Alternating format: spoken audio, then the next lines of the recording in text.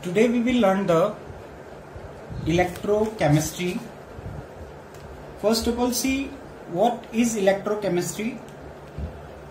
It is the study of production of electricity from energy released during spontaneous chemical reactions, or better you can say electrochemistry is the branch in which chemical energy is converted into electrical energy, and this production is spontaneous, and the subject is of important both for theoretical and practical considerations, because a large number of metals, salts or other compounds are produced by electrochemical methods. Batteries in car batteries, automobiles, fuel cells, these all convert chemical energy into electrical energy, and they are used on a large scale in various instruments and devices. So this branch of chemistry is very important, because from the chemical sources, from salts, from chemicals, we produces what? Electricity. So in this, the reactions carried out electrochemically can be energy efficient and less polluting. So the study of electrochemistry is important for creating new technologies that are eco-friendly. So we will study the first in 11th standard as well. You have studied the Daniell cells, and this cell convert the chemical energy into electrical energy. So here we will discuss a galvanic cell,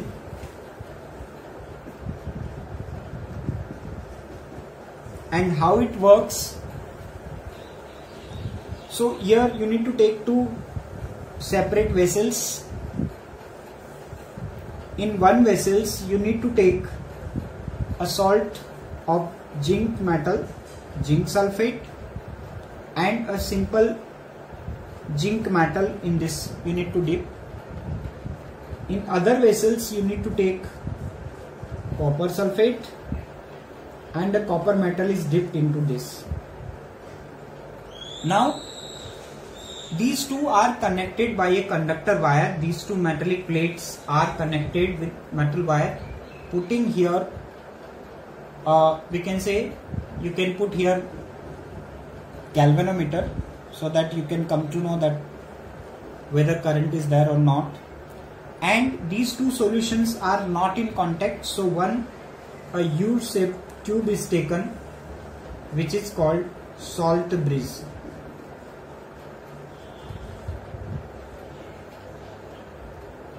Now what happens? This salt bridge contains some specific salts or electrolyte. The work of this salt bridge is what? To connect the two solutions. Now what will happen? When these two are connected, what happens? Here this produces a current of capacity 1.1 volt. But the concentration of this solution must be unity, that is 1 mole per decimeter cube. So here what happens that we need to study. In this container, zinc lose electron and become zinc ion. We say that oxidation has taken place. In the other container, in the solution, copper ions are present. So these electrons which are produced at the zinc electrode, they migrate from here and they approaches to this copper plate, and there it is taken up by copper and become copper metal. We say that this is what? Reduction. And here we say that it is what? Oxidation, because here loss of electron take place. So in this case what happens? It's a galvanic cell. here current being produced because electrons start flowing from zinc to copper. Continuously electrons are being flowed. So flow of electron is what? Current. What is the direction of current? It is from copper to zinc because electrons are moving from zinc to copper.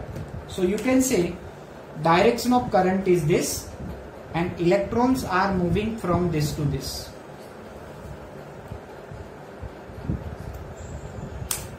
So in this case we can say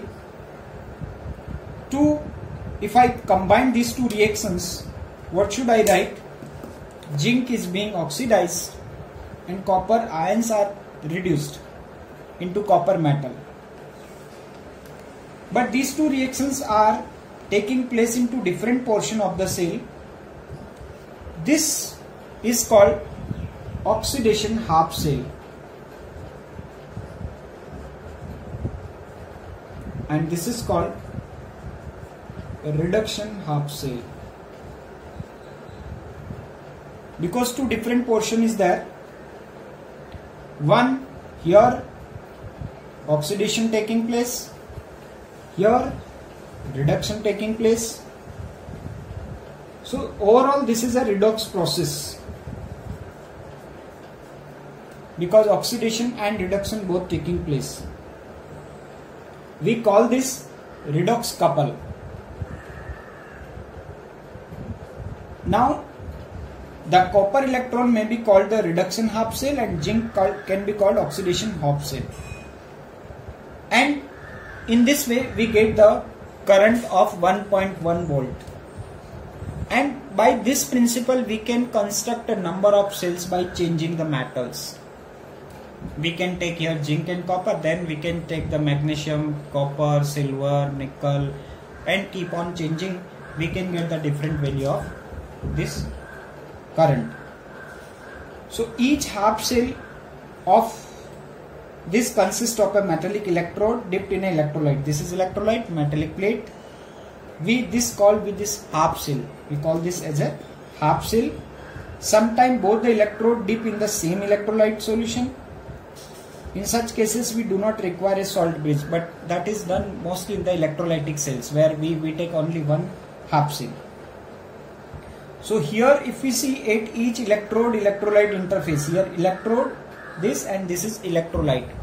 At this interface there is a tendency of metal ion from solution to deposit. Here copper metal, copper ions. So there is a, we can say interface is there, changing is there.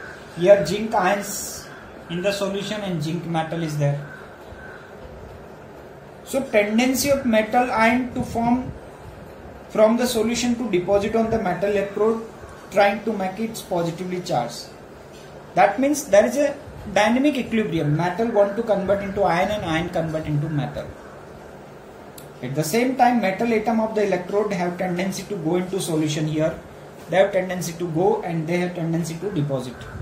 Opposite processes are taking place. So in this what happens, at equilibrium there is a separation of charges and depending on the tendency of two opposite reactions, the electrode may be positively or negatively charged with respect to the solutions. So what we can say, a potential difference develop between the electrode and electrolyte. This is the electrode and this is the electrolyte. So between these two a potential is created. We call it electrode potential. What is electrode potential? When a metal plate is capped in a electrolyte, it is called electrode potential. So when the concentration of all the species involved in a half cell, suppose we take the concentration 1 m, the electrode potential is known as standard electrode potential. Standard electrode potential. According to IUPAC convention, standard electrode potential. So we have got here reduction and here oxidation. So in this we can say standard reduction potential, and in this cell we say standard oxidation potential. So in this According to IUPAC, standard reduction potential are now called standard electrode potential. Oxidation potential are not used in this book particularly. We used only standard reduction potential, tendency to accept the electron, here reduction taking place. So in a galvanic cell, the half cell in which oxidation take place, here oxidation taking place, so this will act as a anode. So say why it is anode? Because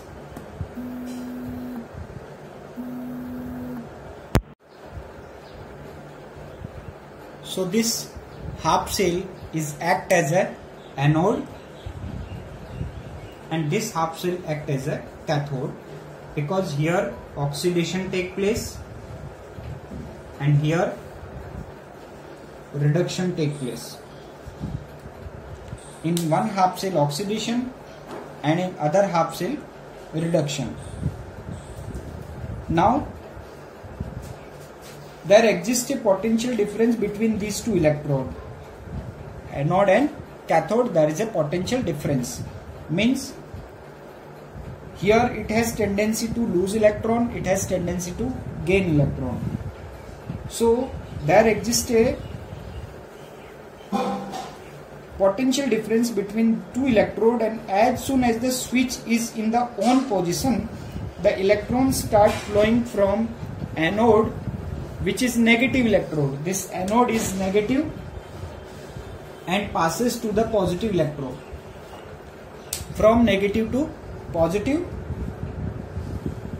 and the direction of flow electron is from zinc to cathode, and the direction of current is from cathode to anode or from copper to zinc. So the potential difference between the two electrodes, here one this electrode and this electrode, the difference between these two is called cell potential. So you need to study what is cell potential.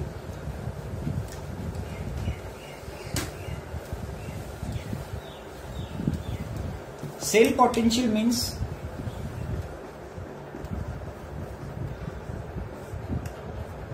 the difference in the potential of cathode and anode, and it is measured in volts.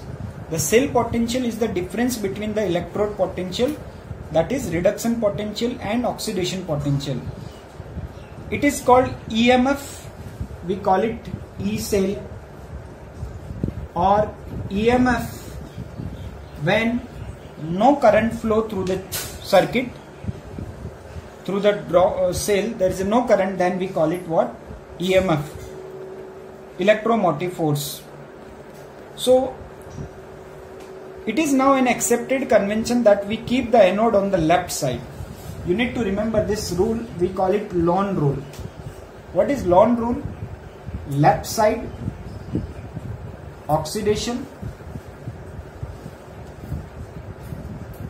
act as an anode, and that is negative. So this is the convention by which we write the cell, left side anode oxidation, and it is what? Negative. And a galvanic cell is represented. How to represent the cell? By putting a vertical line between the two electrode solutions. Suppose we call it cell representation. How it is done? In the galvanic cell, you know, zinc electrode is taken and zinc convert into zinc ion. So we write a single slash, then double vertical line. This represent the salt bridge, and in the cathode side copper ions are converting into copper metal.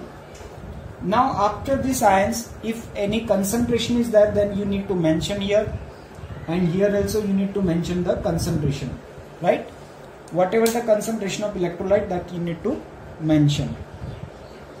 So under this convention, the EMF of cell is positive and it's given by potential of the half cell on the right hand side minus potential of the half cell on the left hand side. So how to find the cell potential? We call it E cell, that is equal to E cell equals to E cathode minus E anode, or you can write E cell equals to E right minus E left. So cell potential of cathode minus anode will give the value of E cell, right? So in this we can say galvanic cell, we need to arrange the cell in this manner. Cell representation is what? First write anode, then write cathode. And then how to find the E cell value? Cathode minus anode, and must remember the Lone rule.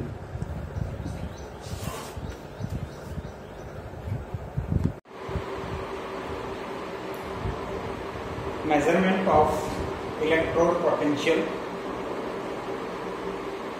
The absolute value of electrode potential or a single electrode, that is either reduction or potential, it cannot be obtained or determined. So how to find the value of electrode potential? That can be done with using some reference electrode, or this reference electrode is called standard electrode or standard hydrogen electrode, because this electrode is used as a reference. We call it SHE.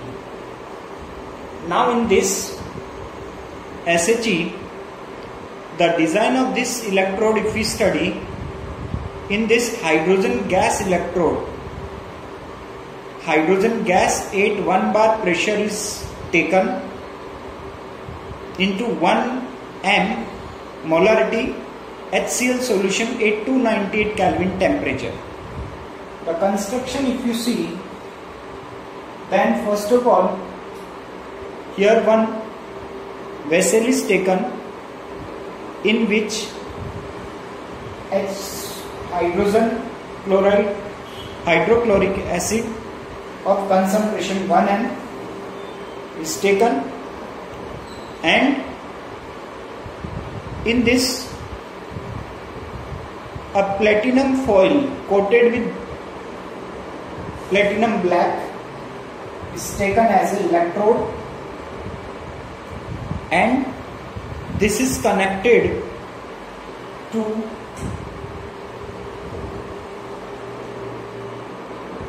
a source of current, and here a tube is taken in which hydrogen gas is filled.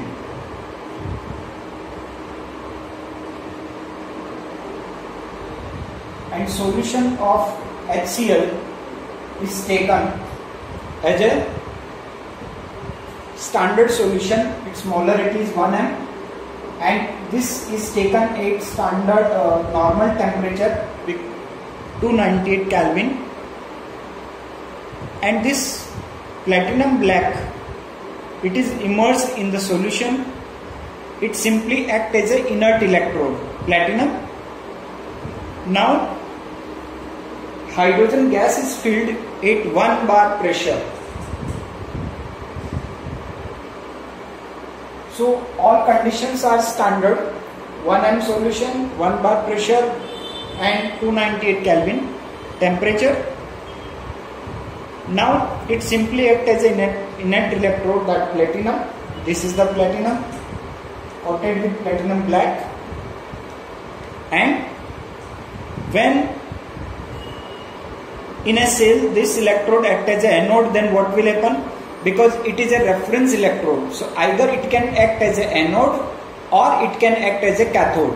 So that depends on the metal by which it is connected. So suppose when it acts as an anode, in that case oxidation will take place, and at anode oxidation take place. So in that case the reaction will be hydrogen gas will convert into hydrogen ion by loss of electron. Oxidation will take place. And suppose it acts as a cathode, because both the possibilities is there. In that case it will accept the electron and convert into hydrogen gas. That is the reduction reactions.